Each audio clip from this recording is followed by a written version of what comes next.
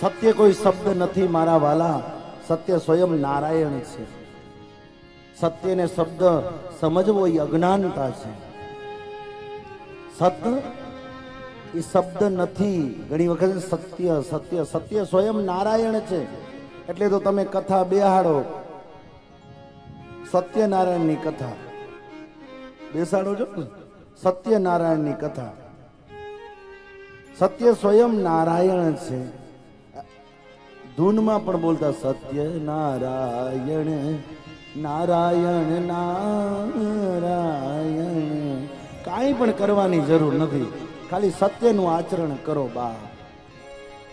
પૂજ્ય મેઘરાજજી દાદા મને યાદ આવે, ખાનાએ જાગે ક્ષાત્રો તો ધર્મ.